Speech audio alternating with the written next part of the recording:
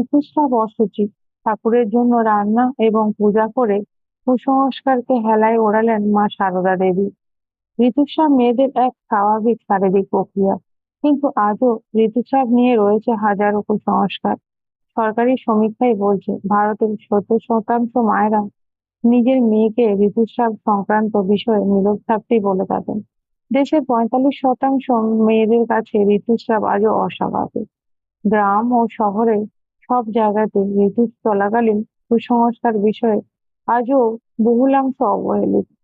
একবিংশ শতাব্দীতে দাঁড়িয়েও ঋতুস্রাব নিয়ে মেয়েদের মেনে চলতে হয় বহু নিয়ম। অনেকেই ঋতুস্রাবের দিনগুলিতে ঘরের বাইরে বেরোন না এবং পুজো করেন না। এমনকি রয়েছে ছোঁয়াছুঁয়ির হাজারো বিধিনিষেধ। কিন্তু সেই সময় দাঁড়িয়েও উল্টো পথে হেঁটেছিলেন মা শারদা। একজন সমাজ সংস্কারকের দায়িত্ব পালন করেছিলেন তিনি। কি করেছিলেন তিনি? মায়ের স্মৃতিকথা থেকে জানা যায় ঠাকুর শ্রীরামকৃষ্ণের পেটের সমস্যা ছিল। ঝালে ঝোলে অম্বলে জাত রান্না খেতে পারতেন না। হালকা খাবার না খেলেই তার পেটের রোগ দেখা দিত। মা শারদা শ্রীরামকৃষ্ণ দেবকে ইচ্ছে মতো শুক্তো হালকা ঝোল রেঁধে দিতেন। কিন্তু প্রথম প্রথম মেয়েদের অশুচির 3 দিন মা সারদা দেবী রান্না করতেন না।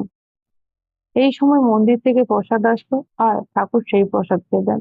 আর সেই খাবার খেলেই ঠাকুরের অসুখ শুরু। একদিন ঠাকুর মা সারদাকে বললেন, দেখো, তুমিও কদিন রাঁধলে না, আর আমার কি শরীর খারাপ হলো। মা বললেন, মেয়েদের অশুচি 3 দিন রাঁধতে নেই। ঠাকুর এই কথা শুনে বললেন, মনেই সূচি অশুচি, শরীরে সূচি অশুচি হয় না।